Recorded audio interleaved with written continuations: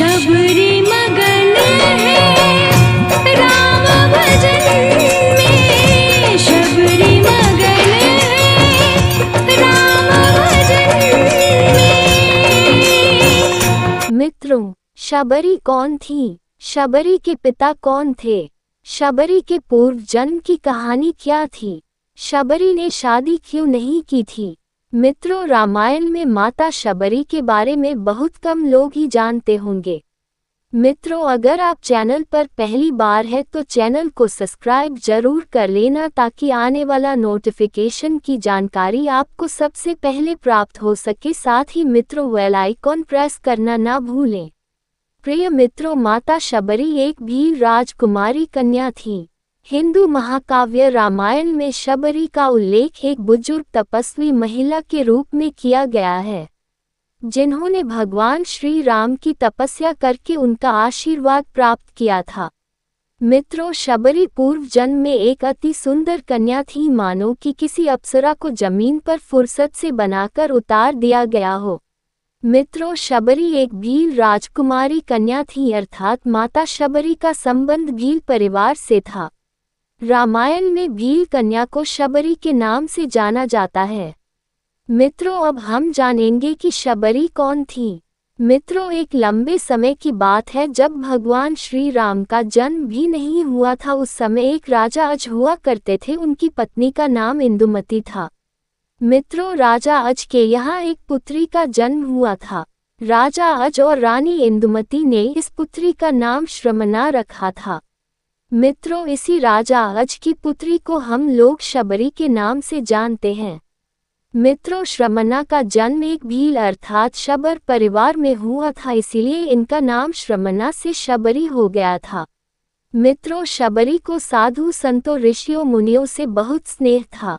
वह ऋषियों मुनियों से ही नहीं बल्कि माता पिता सभी से विचित्र प्रकार की अर्थात अलौकिक बातें किया करती थी, जो प्रत्येक की समझ से परे रहती थी। मित्रों, शबरी धीरे धीरे बड़ी हुई तो शबरी की कुछ ऐसी बातें थी जो राजा अज और रानी इंदुमती के समझ में नहीं आती थी। मित्रों, आपको बताते चले कि भील जातियों में शुभ अवसर पर पशु पक्षियों की बलि चढ़ाने का प्रचलन था, परंतु माता शबरी को पशु पक्षियों से बहुत स्नेह रहता था। एक बार राजा अज और रानी इंदुमती ने शबरी के बारे में ब्राह्मण साधु से बातचीत की तो ब्राह्मण साधु ने शबरी की शादी करने को कहा। राजा और रानी ने मिलकर एक विद्वान व्यक्ति से शबरी का रिश्ता तय कर दिया और भोजन की व्यवस्था हेतु तमाम पशु पक्षियों को कैद करके रख लिया था। शबरी ने जब रानी इंदुमती से कहा कि माँ, इतने सारे पशु पक्षियों को कैद क्यों किया गया है, तो रानी इंदुमती ने कहा कि तुम्हारी शादी पर इन सारे पशु पक्षियों को भोजन कराकर इनकी बलि दी जाएगी। शबरी को पशु पक्षियों से बहुत प्यार था, इसीलिए उसने कहा कि माँ, अगर ऐसी बात है तो मैं शादी नहीं करूँगी। इसके बाद मित्रों, आगे क्या हुआ सुनते हैं कहानी को अगले भाग में। कहीं मत जाइएगा, इस भाग को सुनने के बाद आप भी हैरान रह जाएंगे। चलिए मित्रों, आरंभ करती हूँ कहानी का दूसरा भाग। मित्रों, शबरी को पशु पक्षियों से इतना स्नेह था कि उसने रातों रात किसी को हवा भी नहीं लगने दी। जी हाँ, किसी को हवा भी नहीं लगी और सारे कैद किए गए पशु पक्षियों को आज़ाद कर दिया। जी हाँ मित्रों, इतना ही नहीं, शबरी खुद भी घर से भाग निकली। अब आप सोचेंगे कि शबरी घर से क्यों भागी।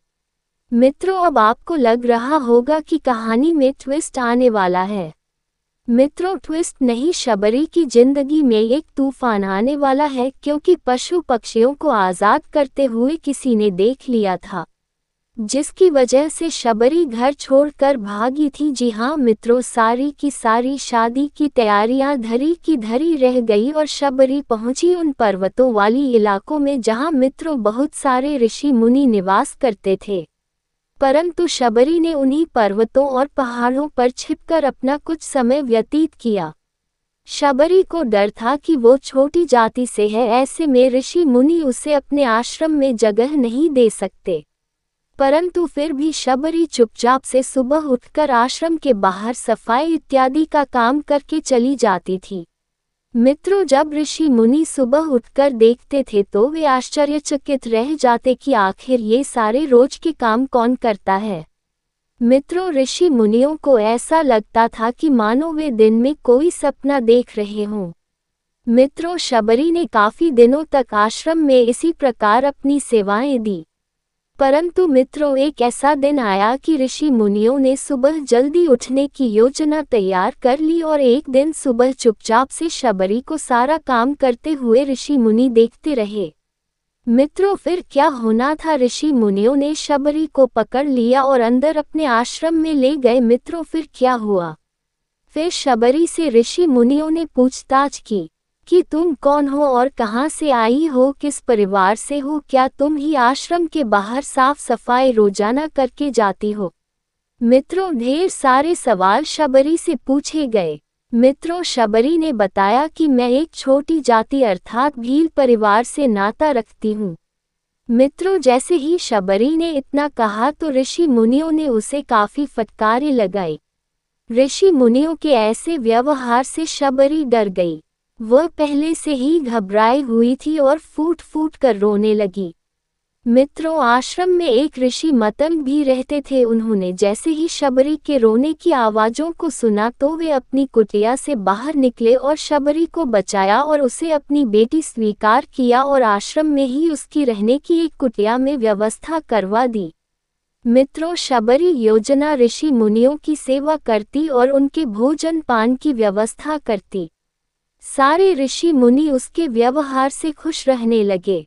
शबरी भी सारे ऋषियों की देखभाल परिवार की तरह करती थी। मित्रों, आगे हम दिखाएंगे आपको शबरी की कहानी का तीसरा और आखिरी भाग, अतः वीडियो को अंत तक जरूर देखें। मित्रों, महर्षि मतंग कुछ समय बाद काफी बुजुर्ग हो चले थे। उन्होंने एक दिन शबरी बेटी से कहा कि मैं अब अपनी बेटी को छोड़ना चाहता हूँ।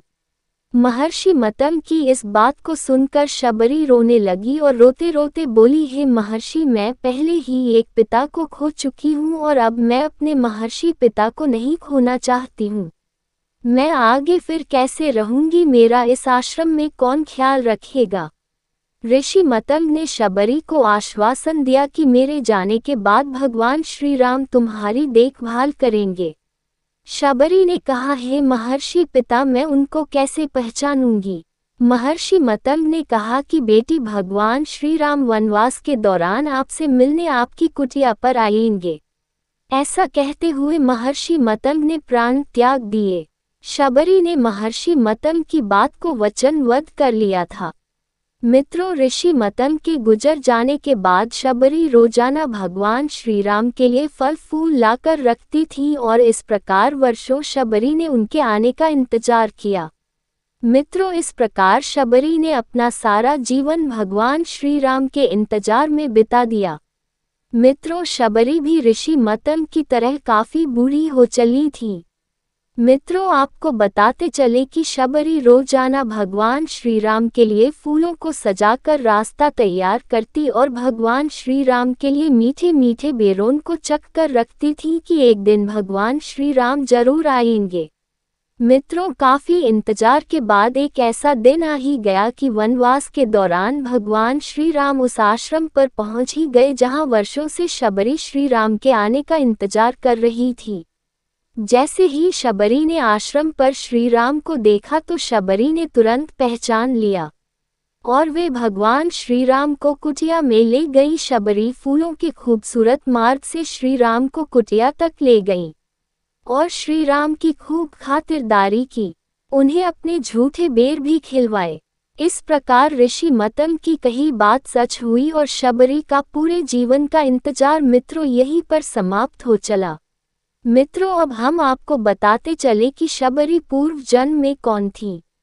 मित्रों, शबरी पूर्व जन्म में एक बहुत ही खूबसूरत राजकुमारी थी, अर्थात लगता था जैसे कि उनकी शारीरिक रचना को किसी खूबसूरत फ्रेम में फुर्सत से ढाला गया हो, अर्थात मित्रों एक अप्सरा लगती थी। एक बार की बात है कि देवराज इंद्र के यहाँ एक समारोह का आयोजन हो रहा था तो राजा और परमहर्षि रानी के साथ शबरी उस समारोह में पहुंचे थे। उस समारोह में भगवान विष्णु भी आए हुए थे। शबरी की नज़र अचानक भगवान विष्णु पर पड़ी तो शबरी अपलक दृष्टि से भगवान विष्णु को देखती रह गई। अचानक देवराज इंद्र ने ये सारा नज़ारा देख लिया था। जैसे ही शबरी भगवान विष्णु के पास आने की कोशिश कर ही रही थी कि देवराज इंद्र ने शबरी को रोक दिया। देवराज इंद्र इस घटना को देख काफी आक्रोशित अर्थात क्षुब्ध हो गए थे और उन्होंने शबरी के आकर्षित करने वाले रूप को श्राप दे दिया कि तू अगले जन्म में एक उद्यम जाति की स्त्री बनेगी।